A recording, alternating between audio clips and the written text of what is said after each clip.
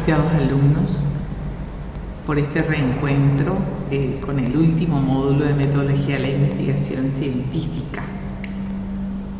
Para recordar y contextualizar el módulo, decimos, bueno, el nombre de nuestro módulo, ya lo había dicho, metodología de la investigación científica. Cuando iniciamos oficialmente, bueno, el 20 de febrero al 30 de marzo de este año 2021. Seguimos con los días de clases, los sábados en el horario de 8 a 11 horas. Las clases se desarrollarán a través de esta plataforma institucional Moodle. El examen final está previsto para el 20 de marzo. Las estrategias que vamos a estar utilizando para desarrollar el módulo son los videos tutoriales, chat para informaciones, foro para consultas, debates, lectura de textos, elaboración de esquemas, mapas, cuadros, planificación de proyectos, los test también los test de selección múltiple para evaluar conocimientos, ¿verdad? Y en el portafolio de evidencias algunas actividades realizadas. Las vamos a prever también para cada reencuentro algunas actividades de retroalimentación. El examen final se propone que puede ser un examen grupal con presentación de un proyecto de investigación en formato PDF y defensa oral que puede ser grabado previamente. Los recursos materiales vamos a utilizar además entonces los textos en PDF, PowerPoint y los videos que habíamos mencionado. Vamos a presentar un poco en qué consiste y cuál es la finalidad de este módulo en este curso de especialización en didáctica universitaria. Decimos que el profesor a lo largo de su ejercicio profesional está en contacto con distintas demandas o requerimientos de información sistemática para describir, explicar y comprender los fenómenos al interior de las instituciones educativas, o también para decidir sobre el qué, el para qué del proceso educativo, así como para diagnosticar y evaluar el impacto que tiene alguna forma determinada de enseñar. Además, la investigación educativa aporta herramientas, procedimientos y pasos que le sirven al profesor para conocer y reflexionar sobre su quehacer docente. Encontramos estos resultados de investigaciones en publicaciones como congresos, pósters, artículos de revistas especializadas, entre otros.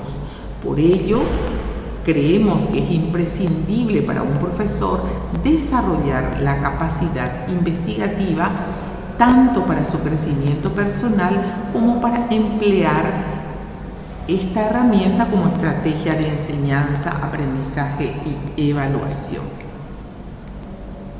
El programa completo está presentado en la primera pantalla que tienen ustedes en la plataforma, en la presentación, ¿verdad? Hoy nos abocamos al desarrollo de la unidad 1. La unidad entonces plantea desarrollar informaciones y a partir de esas informaciones poder comprender, ¿verdad?, algunos aspectos relacionados con el quehacer del desarrollo del conocimiento científico. Los contenidos de esta unidad se relacionan con la naturaleza del conocimiento científico, los niveles de conocimiento, la teoría filosófica del conocimiento, el concepto de lo que es ciencia y cuál es la característica de la ciencia, qué entendemos por método, técnica y metodología, la investigación científica, cuáles son los elementos de la investigación científica y cuáles son los paradigmas que sustentan la investigación educativa. Vamos a desarrollar brevemente y para ello les propongo a ustedes, antes de consultar ningún material, hacer este diagnóstico de conocimientos previos. Cada uno responde libremente para ejercitarse y conectarse con la cátedra. ¿Qué entienden por conocimiento? ¿Cómo es posible el conocimiento? ¿Cuál es su origen? ¿La razón? ¿Los sentidos? ¿O ambos? ¿Cuáles son los tipos de conocimientos posibles? ¿Y cuáles son mis expectativas en este módulo? Estos resultados los vamos a compartir en el próximo encuentro.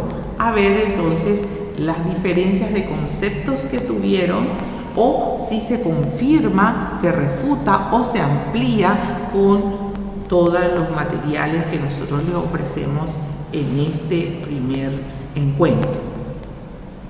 Vamos a empezar entonces desarrollando un poco, explicando cómo surge el conocimiento científico.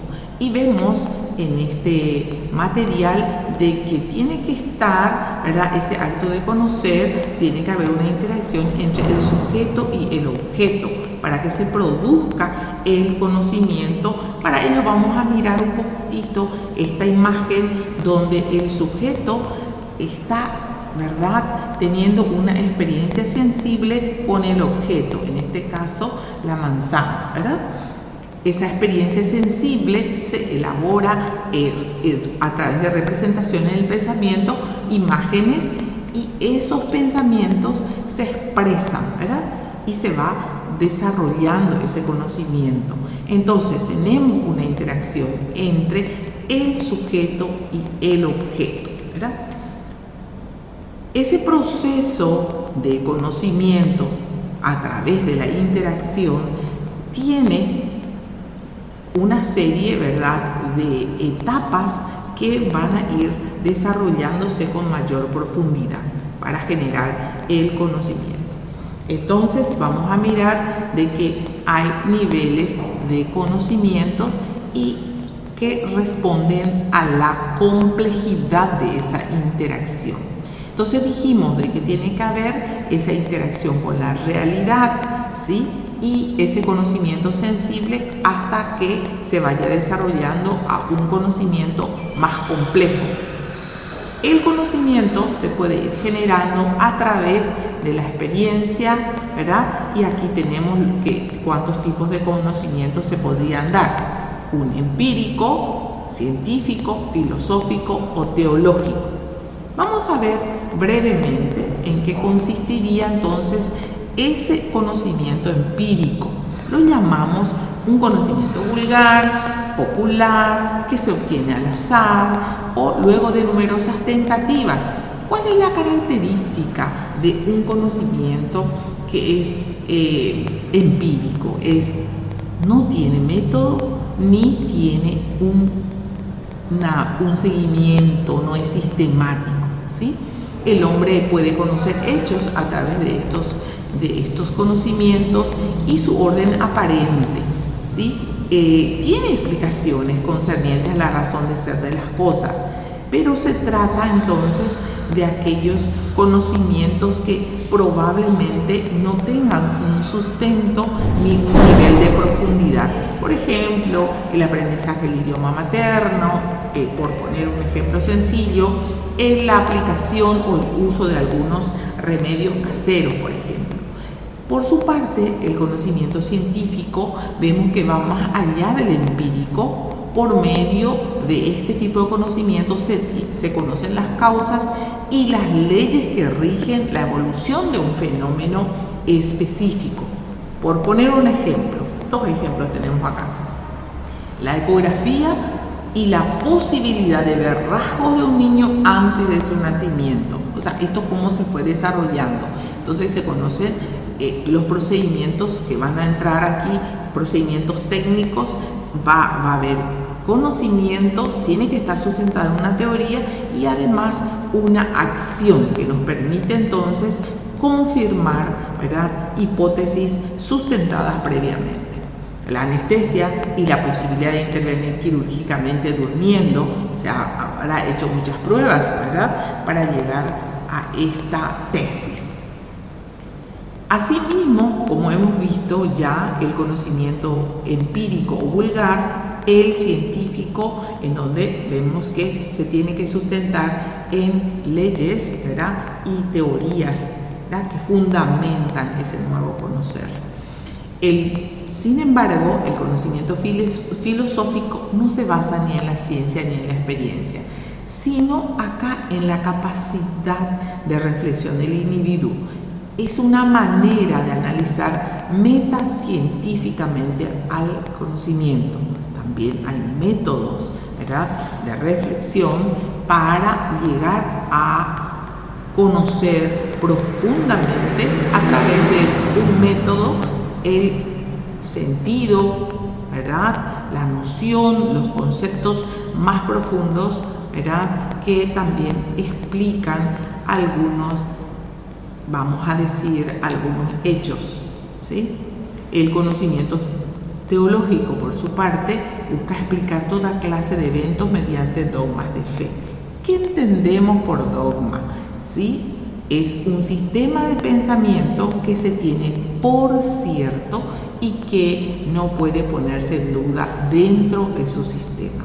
Es irrefutable. Es diferente de la ciencia, que sí se puede refutar y así va creciendo la ciencia. Entonces, para poner un ejemplo, el conocimiento teológico que se centra en estudiar las religiones, la fe y la espiritualidad explica por qué podemos sentir o aceptar fenómenos que no podemos comprobar. Así corresponde a una versión entonces más espiritual del conocimiento. Algunos ejemplos de ellos: los milagros de Jesús, los mandamientos, el hecho de la existencia de Dios, es decir, recoge creencias, teorías, etc. Por su parte, el conocimiento filosófico tiene cierta relación con la sabiduría y con la necesidad de respuestas. Se relaciona más bien con las preguntas clásicas: ¿qué somos? ¿Qué sentido tiene la vida, ¿verdad?, la muerte, el amor? Se hacen cuestiones, ¿verdad?, profundas de razonamiento. Para sintetizar lo presentado ahora, decimos de que los conocimientos humanos pueden ser empíricos, es aquel que se obtiene a través de la experiencia de la relación con la realidad. El técnico, por su parte, se obtiene mediante el estudio de la manera, la forma como están estructuradas las cosas.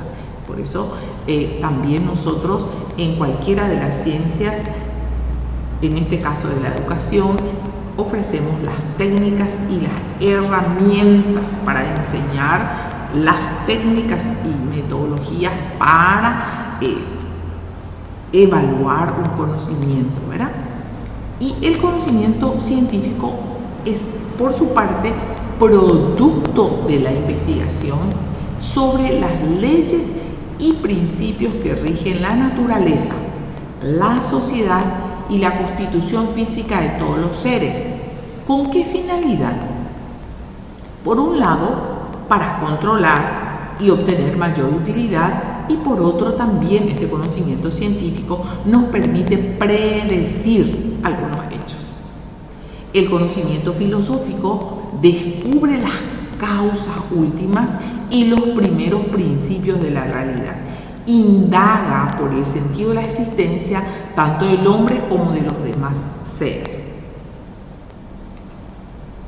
Por tanto, si el conocimiento científico es producto de la investigación, entonces, ¿qué entendemos nosotros por teoría del conocimiento? Entonces, existe una teoría filosófica del conocimiento que guarda relación con gnosis, conocimiento, y epistemología, ¿sí? Entonces, gnosis busca una explicación filosófica al conocimiento humano. La primera pregunta: ¿es posible conocer? Bueno, aquí en esta presentación decimos que sí, el acto de conocer guarda relación con esa interacción del sujeto con el objeto. es pragmático, es positivista. ¿Podemos tener seguridad o no de lo que conocemos? Son preguntas. Y ahí entran algunas, ¿verdad? Como habíamos dicho, algunas posturas dogmáticas que son irrefutables. Está el escepticismo, el relativismo, subjetivismo, criticismo y pragmatismo, ¿sí? Entonces, estos son los que van a estar haciendo esta discusión, ¿verdad? Desde esta teoría del conocimiento, que es la gnoseología, se discuten estas preguntas. Por su parte, la epistemología tiene por objeto estudiar al mismo conocimiento científico. ¿Qué aspectos va a estudiar? Su racionalidad y objetividad. ¿Por qué desarrollamos todos estos aspectos en esta primera clase? Porque estos vocabularios, estos términos son propios de esta materia, ¿sí? Entonces tenemos que ir manejando los conceptos propios de esta materia. Por ejemplo, volvemos a lo que es un dogma. Ya habíamos explicado brevemente o presentado brevemente lo que es un dogma y decimos que dogmatismo hace referencia a la admisión de dogmas. ¿Y qué es un dogma? Una proposición o un enunciado que debe aceptarse por sí mismo y manifiesta una actitud carente de crítica. Carente de crítica, es irrefutable. Dios existe.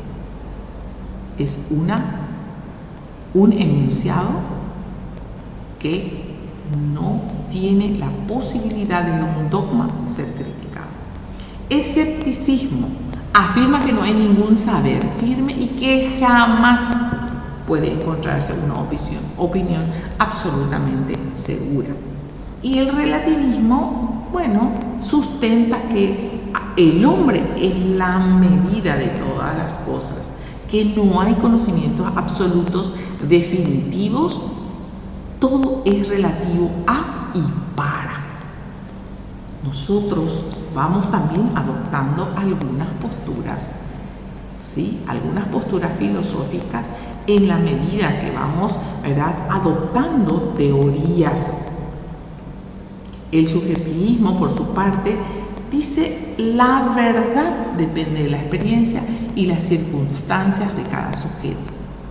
Por su parte, el criticismo dice que la razón humana puede conocer la verdad, pero es necesario someter a un examen y a una crítica todo conocimiento antes de aceptarlo. Y el pragmatismo, el hombre a través de la práctica deduce la verdad y la validez del conocimiento.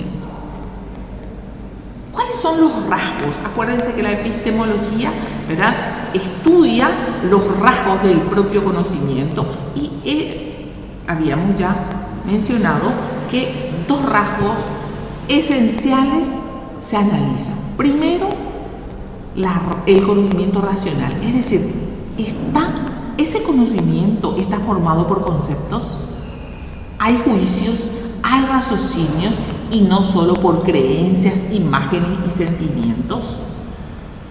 El segundo aspecto se acerca a la verdad fáctica por verificar la adaptación de las ideas a los hechos mediante el control y la reproducción. Es decir, se puede replicar lo que se está afirmando.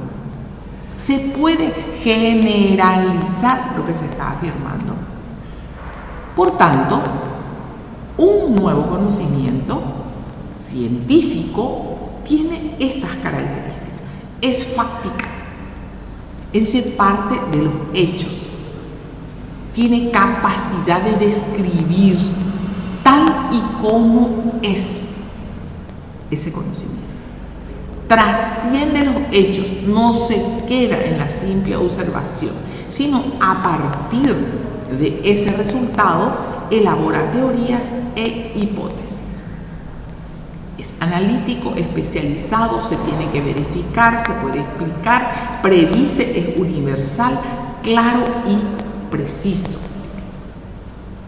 En resumen, el conocimiento se explicita en las palabras o en los conceptos y se define como un discurso verdadero o un conjunto de opiniones o proposiciones verdaderas que deben reafirmarse en sus resultados. Por tanto, el conocimiento supone una explicación sobre un campo de saberes reunidos en un conjunto de conceptos, ideas, principios o métodos que sirven para explicar un amplio conjunto de hechos observados. El conocimiento científico es contrario a las supersticiones o a las creencias irracionales. Por tanto, si decimos que es una opinión verdadera, ¿qué entendemos por verdad? Entonces, verdad es una conformidad de las cosas con el concepto que de ellas tenemos en la mente, según el concepto aristotélico. Es un juicio o preposición que no se puede negar racionalmente, o si no, dejaría de ser inmutable.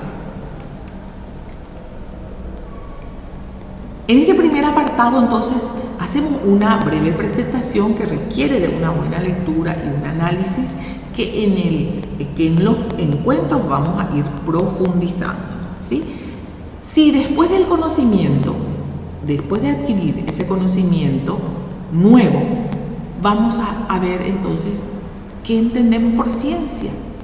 Y la ciencia en realidad es un conjunto de esos conocimientos que son objetivos, que son verificables sobre una materia determinada, que fueron obtenidos esos conocimientos mediante puede ser la observación, la experimentación, explicación de principios y causas, formulación y verificación de hipótesis. Ahí entran las distintas metodologías. Por tanto, la ciencia se caracteriza por la utilización de una metodología adecuada según el objeto de estudio y la sistematización de conocimientos. El enfoque de la ciencia puede ser estático o dinámico, depende de lo que vos seleccionas.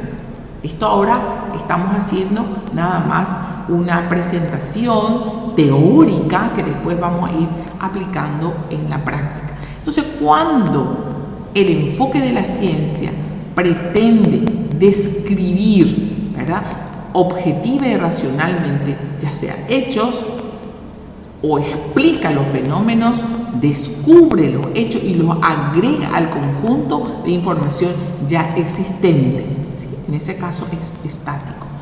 Cuando ese enfoque es dinámico, que es la actividad propia del científico, es el estado del conocimiento, que es la base para incrementar teoría y la investigación científica. En este momento todos los estudios relacionados con el COVID, ¿verdad?, está en pleno proceso dinámico, ¿verdad? Entonces las investigaciones se van refutando, confirmando, apoyando, agregando, ¿verdad? Entonces es la actividad misma de ese quehacer científico. Concluimos entonces que para que sea ciencia, ese conjunto de conocimientos tiene que reunir estas características. Tiene que ser objetiva, no contaminada de prejuicios, gustos, preferencias o religiones. Emplea la medición. Vamos a ver, puede ser el uso de la estadística, algunas escalas que pueden ser cualitativas, ¿verdad? Evita ambigüedades. Utilizamos variables. Vamos a usar términos como algunos criterios que te dicen con precisión, ¿verdad?, ya sea el porcentaje, el uso, la frecuencia con que se debe utilizar o aplicar ciertos métodos o técnicas. Los números por sí solos no tienen sentido, tiene que tener una explicación. ¿Qué es lo que persigue la ciencia? Que se pueda generalizar, es decir, que una aplicación, por ejemplo, de una técnica o de un nuevo protocolo, ¿sí?, no sea solo útil para una comunidad, sino la capacidad de replicar y que pueda ser generalizada es lo que busca la ciencia. ¿verdad? Permite predecir antes de conocer, pretende llevar al futuro el conocimiento de los fenómenos observados. Se corrige a sí mismo. Entonces, por eso el conocimiento brindado por la ciencia nunca es definitivo, ¿sí? Por eso actualizamos muchas veces nosotros también nuestros materiales didácticos que utilizamos, ¿verdad? Decimos que algunos materiales didácticos, por ejemplo, textos de 20 años atrás, a veces en materias profesionales solo sirve para una introducción. ¿Por qué? Porque es cambiante, ¿verdad? Se van refutando teorías que en algún momento eran aceptadas por la comunidad científica y hoy son totalmente rechazadas. El conocimiento, entonces, al estar en el estado del arte, en plena vigencia, todos creemos de que esa es la verdad, pero en la medida que van desarrollándose, ¿verdad?, se van planteando nuevas preguntas y ahí es donde se va cambiando la dinámica, todos los resultados se van refutando, ¿sí? Es sistemática. ¿Por qué es la ciencia sistemática? Porque procede con orden, tiene una secuencia lógica apoyada en los métodos científicos y lógicos. Entonces estamos desarrollando otros términos. ¿Qué entendemos entonces por técnica? Acuérdense que dijimos que hay procesos sistemáticos.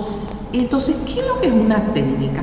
Son los instrumentos que vamos a utilizar para, ya sea para medir, ya sea para observar, ya sea para probar. Instrumentos y medios, ¿sí? Esa sería la técnica que voy a utilizar para recoger, ¿verdad?, la información que estoy obteniendo, ya sea a través de la observación, ya sea a través de la experimentación, ¿verdad? Y ahí tengo que tener una base metodológica para seleccionar cuál es el método más adecuado para realmente desarrollar una investigación científica de acuerdo al problema que se plantea. Entonces, el método significa el camino. El método te dice, así tenés que hacer. Este es el camino que vas a seguir. Vas a hacer el paso 1, vas a observar, registrar, tenés que ir a buscar la teoría, ¿verdad? Entonces vamos a ver qué método vamos a adoptar, ¿sí? El camino para llegar a un fin. En la investigación, ese fin es el nuevo conocimiento. A veces ese conocimiento podemos nosotros, al iniciar una investigación, es para confirmar, ¿verdad?, ese conocimiento que ya es aceptado. Yo, como profesor, o le pido a los estudiantes que por sí mismos descubran de que esa verdad asumida, decretada, ¿verdad?, pueda ser verificada, confirmada, ¿sí?, a través de un método, un procedimiento. De ahí que entonces ese procedimiento, ese camino, se constituye en una ciencia. La ciencia del método es la metodología, lo que significa estudia o analiza a los propios métodos. Entonces hace referencia al plan de investigación que permite cumplir ciertos objetivos en el marco de una ciencia. Por tanto, metodología se define de manera operacional como un estudio crítico del método o bien como la lógica particular de una disciplina. Para realizar una investigación se requiere del método y la técnica. El método, entonces, es el procedimiento o serie de pasos que nos llevan a la obtención de conocimientos más sistematizados y no, ¿verdad?, al azar, poco organizado. Y la técnica es el sistema de supuestos y reglas que permiten realizar. O sea, yo necesito de algunas herramientas. ¿Y todo eso para qué? ¿Por qué tengo que saber y conocer cuál es el método que voy a utilizar? Para investigar. Y el acto mismo de investigar es entonces un procedimiento mediante el cual se manejan ideas. Por lo tanto, sin teoría yo no puedo, ¿verdad? Conceptos o símbolos con el propósito de obtener un conocimiento sistematizado. Es una serie de respuestas lógicas para una pregunta específica. En eso consiste entonces el acto de investigar. Es un proceso mediante el cual se obtiene información para responder a una pregunta o curiosidad. ¿Y qué entendemos por proceso? Fases sucesivas. Entonces, no me pueden decir los alumnos, o nosotros no podemos decir que hemos solicitado una investigación cuando solamente le hemos pedido que bajen algunas informaciones de internet, ¿verdad? Y que nos entreguen un resumen. Vamos a ver a qué pasos recién constituye la presentación de resultados o de informe. A veces, vamos a poner un ejemplo, un método de investigación cuantitativo tiene 10 pasos, ¿verdad? Y si nosotros reflexionamos en un trabajo práctico, a veces le decimos, bueno, investiguen sobre, qué sé yo, factores que inciden en la aparición, no sé, de enfermedades renales en adultos obesos, qué sé yo, por poner un ejemplo. Y la primera cuestión no le decimos factores que inciden, solamente entonces sobre el problema. Por ejemplo, algunos te agarran directamente obesidad. ¿Y qué paso hicieron? Bajaron la información y te pusieron la carátula, te escribieron todo ahí, la introducción y la conclusión. Bueno, la presentación del informe es el paso 10. Sí. Y entonces nosotros hemos elegido el tema y del tema pasamos al informe. Y quedaron los 8 pasos, ¿verdad?, sueltos. Entonces, ese trabajo no tiene y no reúne las características de un conocimiento científico, de un proceso de revisión bibliográfica, por ejemplo, ¿verdad? Fases sucesivas de un fenómeno en el cual los elementos que lo conforman interactúan y se complementan entre sí. Entonces, esa es la característica. ¿Cuáles son los elementos del proceso de esa investigación? La ciencia utiliza la técnica, el método para llegar a un conocimiento teórico. Y después viene otra terminología. Ya vimos conocimiento vulgar, científico, ese conjunto de conocimiento es la ciencia, y la ciencia otra vez se conjuga dentro de un modelo, y a ese modelo le llamamos paradigma. ¿Y qué es un paradigma según Thomas Kuhn? Conjunto de prácticas que definen una disciplina científica durante un periodo específico de tiempo.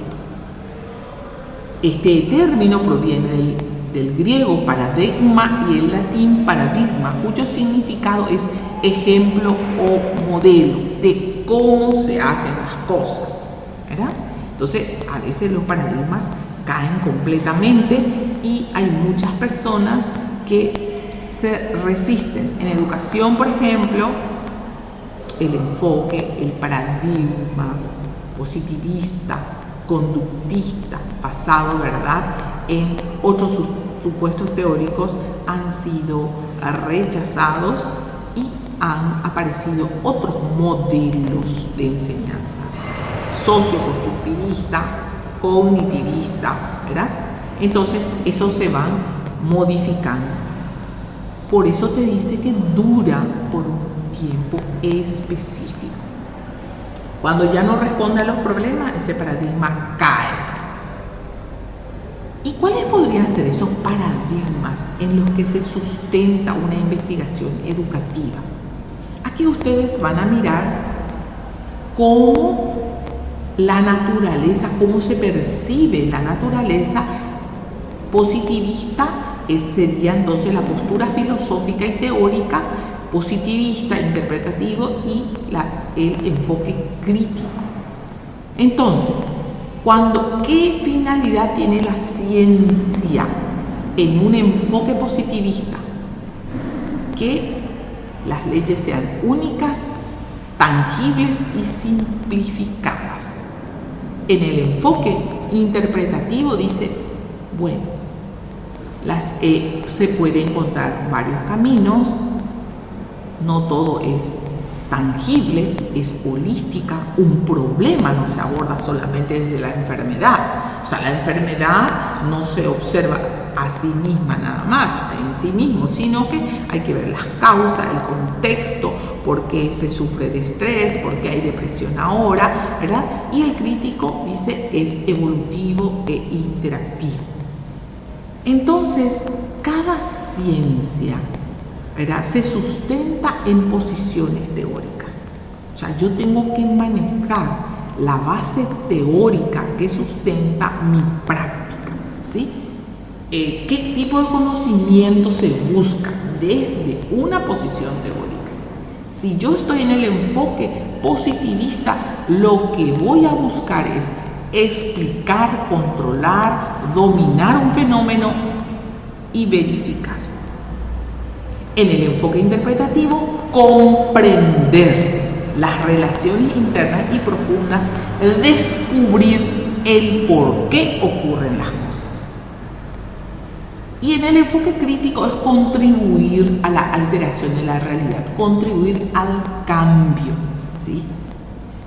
El rol, ahí es muy importante, el rol de la investigación es, en el enfoque positivista, es más bien técnico, es una ley. Algunos nos quedamos con eso y nos creemos nosotros también dueños de la verdad. En el enfoque interpretativo, el rol de los valores de la investigación es que esto es práctico, es ideográfica, explicativa. Y en el crítico, emancipadora. No vamos a tener mucho tiempo para ver, entonces también están los filósofos, ¿verdad? Las teorías filosóficas sustentan estas bases y posturas. Siempre hay una teoría filosófica que, vamos a decir, constituye su base, ¿verdad? Emancipativo, vean un poco qué teorías y qué autores podrían estar detrás de estas ideas. La teoría y práctica, ¿cómo se da? En el enfoque positivista hay separación, teoría normativa y generalizable. De ahí, por ejemplo, viene nuestra antigua práctica, que era así tipo, bueno, si 10 alumnos aprobaron el 100%, entonces, conclusión, todos tienen la capacidad de sacar la nota máxima. Entonces nosotros tomábamos como el valor, la muestra. Sin embargo, en el enfoque interpretativo se busca interpretar y aplicar, ¿verdad? Entonces la aplicación y la interpretación van unidas. Esto es lo que estamos practicando también ahora en educación. Decimos que la teoría y la práctica constituyen un todo inseparable, es decir, no se puede simplemente presentar y recitar las teorías, sino hay que ver cómo se aplica ese conocimiento.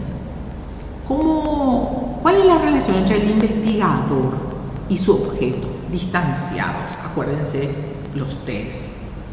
El docente inclusive ni siquiera se manejaba el nombre de la persona en un examen, ¿verdad? Entonces era distancia, él es el especialista. No, ¿para qué? Para evitar, como decimos nosotros, ¿verdad?, que haya vicios o que realmente no sea resultado puro. Más bien relacionamos mucho con el laboratorio, ¿verdad? No hay mucha interacción con el medio, interacciones entre ambos, objeto y sujeto. En este enfoque interpretativo, el docente es también parte de esa dinámica, es investigador también dentro de su propio entorno. Aquí el investigador es al mismo tiempo objeto de investigación. En el enfoque crítico se dice que es verdad, según mi parecer, ¿verdad?, que nosotros miramos en la medida de nuestras posturas y creencias. O sea, vemos la realidad, afirmamos una realidad, eso lo dice el enfoque crítico. ¿Cómo se aborda el problema de la investigación de acuerdo a estas teorías? Los problemas son más bien, busca teorizar. Entonces, el enfoque positivista, los problemas busca que como resultado buscar respuestas que lleguen a ser teorías, y en el enfoque interpretativo más bien busca la percepción y la sensación. Son investigaciones cualitativas, vivenciales, en el crítico, ¿verdad? Y hoy está muy de moda, ¿verdad?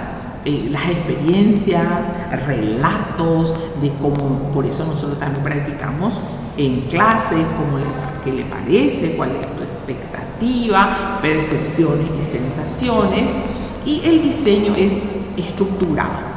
Acuérdense que nuestros profesores, la enseñanza era lineal, es decir, tenía 1, 2, como si fuera, ¿verdad?, que esto es así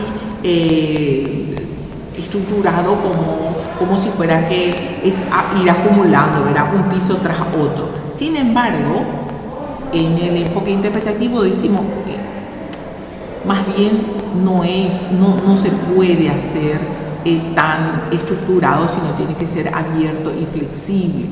Hay algunos grupos que son más lentos. Es dialéctico en el enfoque crítico y la muestra, cómo se trabaja para que ese resultado sea objetivo. En el enfoque positivista, el procedimiento estadístico es la herramienta o el procedimiento por excelencia. Aquí en el interpretativo nos interesan mucho los informantes claves. Vamos a suponer, los informantes claves sería el profesor, el especialista, ¿verdad? ¿Quién es el referente más importante de una comunidad? La persona que sufrió el COVID, ¿sí? Los familiares. Interpretar las percepciones y sensaciones, ¿verdad? Los intereses en el enfoque crítico, los intereses y las necesidades determinan los grupos. Y así vamos mirando un poco. Ahora, aquí hay un aspecto muy importante y quiero que se detengan siempre en estos cuadros, porque esto lo vamos a utilizar, ¿verdad? La técnica de recogida de datos en el enfoque constructivista, los instrumentos ya tenían que haber sido validados, tenían que haber sido fiables, y en el otro, en el interpretativo, las técnicas son cualitativas. Relato de experiencia que sirve de videos, diarios, registros, ¿verdad? Y la comunicación personal en el enfoque crítico. ¿Cómo se interpretan esos datos? A través de estadística, el otro a través de exposiciones, conclusiones y la participación del grupo en el análisis en la fase intermedia. Inclusive aquí, ¿verdad?, se devuelve al grupo la información y se le pregunta: ¿esto que estoy escribiendo es lo que ustedes dijeron en realidad? Y bueno, por ejemplo, en investigación, acción, participación, ¿verdad?, los propios participantes construyen con el investigador, que no es solo experto, sino que forma parte de esa investigación. ¿Cómo se valora la investigación? A través en el enfoque positivista, la validez interna, si hay fiabilidad, si hay objetividad. En el enfoque interpretativo, si hay credibilidad, si hay transferencialidad, dependencia y confirmabilidad. Y en el otro, fíjense un poco en el enfoque crítico, la validez del consenso. Muy bien, estas conceptualizaciones para algunos no son nuevas. es solamente a modo de repasar, de organizar un poco las ideas, ¿verdad? Y para ello les sugiero, por favor, una lectura crítica. Vamos a ir ofreciéndoles más informaciones, ¿verdad? Pero a modo de introducción, una pequeña tarea que podemos empezar ya trabajando en pequeños grupos, porque el examen final se puede presentar en grupo. Entonces, esta pequeña actividad hace un cuadro comparativo para que establezcan diferencia entre el conocimiento científico y empírico. ¿Qué le diferencia entre gnoseología y epistemología? Entre lo que es escepticismo y relativismo, criticismo y pragmatismo, el conocimiento racional y objetivo. ¿Cuál es la diferencia que se dan entre estos conceptos?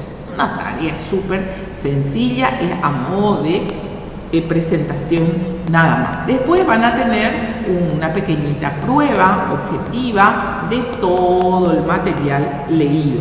Pero esta es una pequeña actividad que van a cargar, puede ser en formato PDF o en Word, ¿verdad? Por favor, ya si pueden, me gustaría que sea el grupo estable, ya para que con ese grupo nosotros vayamos construyendo ya el proyecto que va a ser el proyecto final para terminar este módulo. Ahí tienen las referencias de imágenes, las referencias bibliográficas si ustedes quieren trabajar también, y todas las demás dudas vamos a encontrar después al encontrarnos el día de el próximo 27. Les deseo éxito para el examen del día 20. Muchas gracias.